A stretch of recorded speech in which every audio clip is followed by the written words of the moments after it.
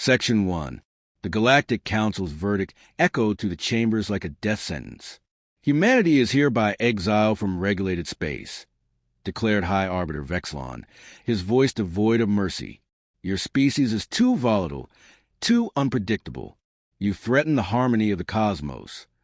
The recordings of Earth's wars, humanity's relentless expansion, their refusal to bow to the Council's slow, deliberate ways, all of it had been twisted into proof of their supposed barbarism. The human delegation protested, but their words meant nothing.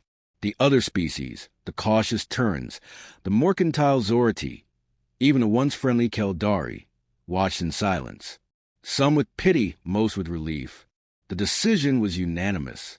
Humanity was cast out, stripped of their colonies, their ships confiscated, their homeworld quarantined. They were given a single, dying star system on the fringe of known space, a place where the Council expected them to wither and die. But humanity did not die.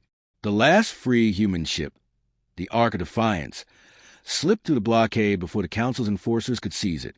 Aboard were engineers, soldiers, scientists, those who refused to surrender. Captain Elias Vance stood before his crew, his voice steady. They think exile is the end for us. They're wrong. The ship's engines flared as it vanished into the void, leaving behind everything humanity had ever known. The world they reached was a graveyard, a barren rock with toxic skies, barely capable of sustaining life. Initial scans showed no water, no fertile soil, no hope. The first months were hell. Rations ran thin. Shelter was makeshift. Despair crept in. Some whispered that the Council had won, that humanity's story ended here, forgotten in the dark. Then they found the ruins.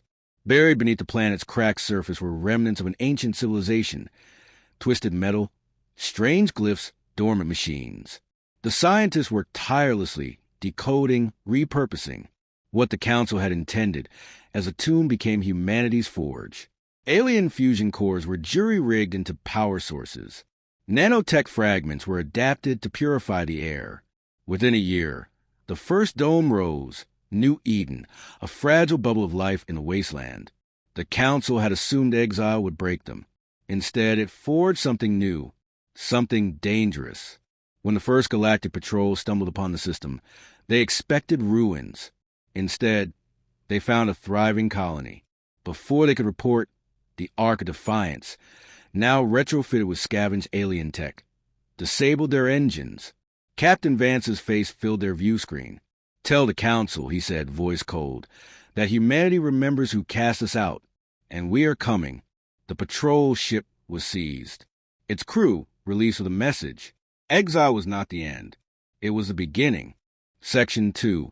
The ruins beneath the wasteland became humanity's crucible. What the Council had dismissed as relics of a dead civilization became the foundation of something greater. The alien technology was foreign, its principles incomprehensible at first, until human minds dissected it. Where others saw broken artifacts, humanity saw potential. The first breakthrough came when Dr. Lena Moreau cracked the power core's encryption, reactivating a dormant fusion reactor. Energy surged through New Eden, banishing the darkness. The colony, once clinging to survival, now burned with purpose. Adaptation became obsession. The nanotech fragments, initially inert, were reprogrammed to repair, rebuild, enhance. Machines that had lain dormant for millennia whirred back to life under human hands. The scientists worked in shifts, sleepless, driven by something deeper than desperation, defiance. The Council had exiled them to die. Humanity refused. Within 5 years, New Eden was no longer a single dome. It was a city, sprawling, fortified, alive. Terraforming arrays, reverse engineered from alien blueprints, pushed back the toxic atmosphere. Crops flourished under artificial suns. Shipyards rose from the dust, constructing vessels not just for survival, but for war. The Ark of Defiance, once a lone refugee, now had sisters, sleek, deadly things armed with hybridized weaponry. The first galactic patrol never saw the ambush coming. Their scanners registered no threats, just another dead world, another failed exile. By the time they realized their mistake, it was too late. Human ships, their hulls coated in adaptive stealth alloys, emerged from the planet's shadow.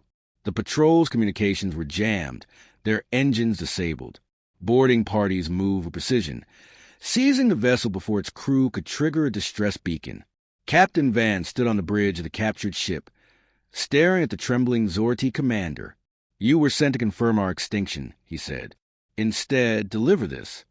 The transmission was brief, uncompromising. A declaration.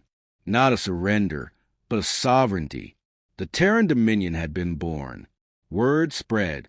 Not all species had agreed with the Council's verdict. The Keldari, once allies, had protested the exile in secret. The Veln, enslaved for centuries, saw in humanity a kindred spirit. Discontent became rebellion. Whispers in the dark became open dissent. When the first Keldari defectors arrived, begging asylum, Vance welcomed them. Their knowledge of Council tactics was invaluable. Their presence was proof. Humanity was no longer alone. The Council's response was inevitable. A fleet, larger than any humanity had ever faced, mobilized. They would crush this uprising before it spread. But the Dominion was ready. The stolen patrol ship had given them data. Weaknesses, blind spots, the arrogance of civilization that had never known true war. When the Council's forces entered the system, they expected a quick extermination. They found minefields. They found drones that learned, adapted, evolved mid-battle. They found human pilots who flew not by protocol, but by instinct. Unpredictable, relentless. The first engagement lasted 6 hours. By the end, the Council's vanguard was in ruins. The survivors fled, carrying tales of impossible defiance. The Dominion let them go. The message was clear. Exile had been a death sentence. Humanity had rewritten it into a declaration of war. Section 3. The Dominion's victory sent shockwaves through the galaxy. Council-controlled news feeds spun the battle as an unfortunate skirmish against desperate exiles. But the truth spread like radiation through the void. For the first time in living memory, the invincible Galactic Council had been bloodied, and not by some ancient rival, but by the species they'd toss aside like refuse. Humanity didn't waste a moment. The captured tech, combined with human ingenuity, birthed warships that shouldn't have existed. Dreadnoughts with adaptive armor plating that hardened against incoming fire. Railguns powered by stolen singularity cores. The Keldari defectors provided schematics of Council strongholds, while Veln engineers helped retrofit alien systems to human needs. Every captured vessel, every scrap of intel, was another brick in the war machine. Then came the defection that changed everything. Admiral Kess of the 3rd Keldari Battle Fleet, a decorated war hero, turned his flagship against the Council. His broadcast speech burned across 100 worlds. They call humans monsters while they sterilize rebellious colonies. They preach order while enslaving entire species. I will not serve tyranny any longer.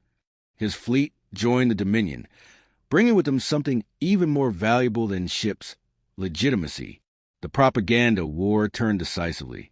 Underground data streams flooded Council space with footage of the exiles' injustice, of human refugees gasping their last breaths in derelict ships, of the thriving civilization the Council had tried to erase.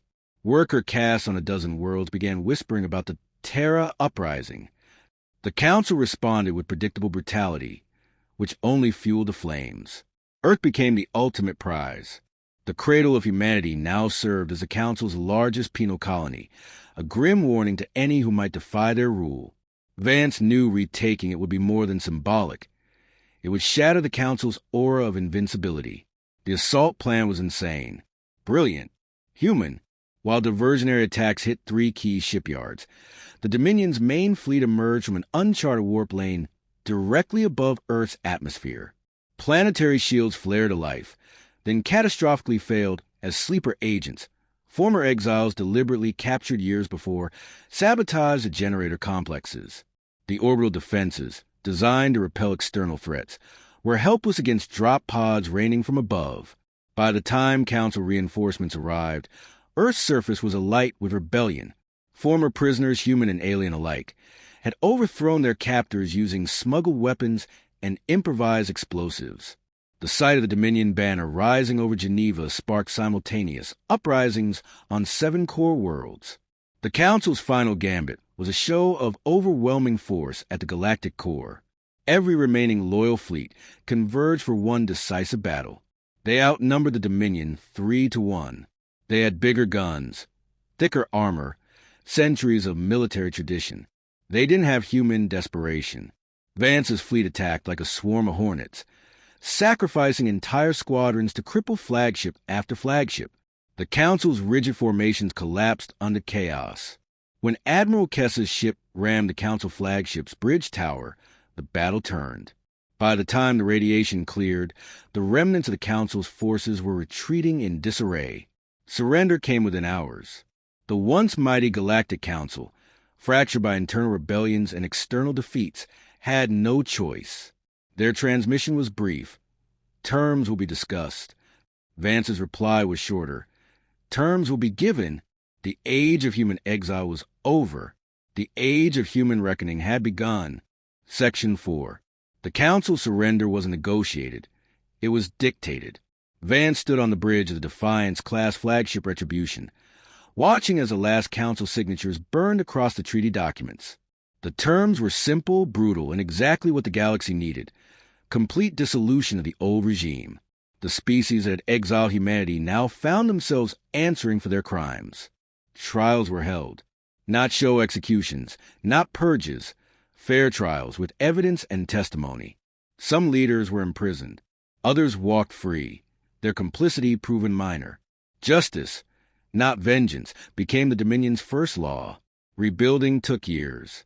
The former Council's territories were in chaos, their infrastructure collapsing without the oppressive systems that had maintained it. Humanity didn't just occupy, they rebuilt. Fusion reactors based on the same alien tech that saved New Eden now powered once enslaved worlds. The Dominion's engineers worked alongside former enemies, teaching as they repaired. The message was clear. Submission wasn't the goal. Cooperation was. The United Galactic Federation rose from the ashes. Not a single dominant species lording over others, but a true alliance. Humans, Keldari Veln, even the repentant Zorati, all had equal voice. The old ways of control through fear and scarcity were abolished. For the first time in galactic history, the strong didn't exploit the weak. They lifted them. Earth became more than a symbol. It became a beacon. The scars of occupation were healed.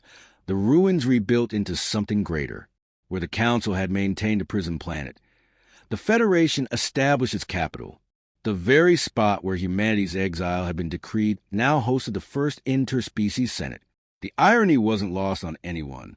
Vance refused the presidency. Empires aren't built by one man, he said, and took instead the role of First Admiral, protecting what he'd helped create. The position came with a fleet, but more importantly, with oversight. No single species would dominate the Federation's military. No single voice would command unchecked. The mistakes of the past wouldn't be repeated. The ancient ruins that had saved humanity were finally understood. Archaeologists uncovered the truth. They weren't just remnants of a fallen empire, but a warning. The civilization had collapsed not from war, but from stagnation. They'd sought perfect control, perfect order, and in doing so, strangled the very ingenuity that had built them. The parallels to the Galactic Council were undeniable. Centuries later, historians would debate whether humanity's exile had been their defining moment. Some argued they'd have risen regardless. Others pointed to the desperation, the innovation born from being cast into the dark. The truth was simpler. Humanity had always been what they became. The galaxy just needed to push them hard enough to prove it. The final transmission from Captain Elias Vance, recorded before his death, played at every Federation inauguration. Asterisk, they thought they were punishing us. They thought exile would break us. But you don't break a species that refuses to kneel. You just make them stronger. Asterisk, the Terran Dominion's banner still flew over every Federation outpost, not as a symbol of conquest, but as a reminder of where they'd come from, of what they'd overcome, and of what happened to those who underestimated humanity.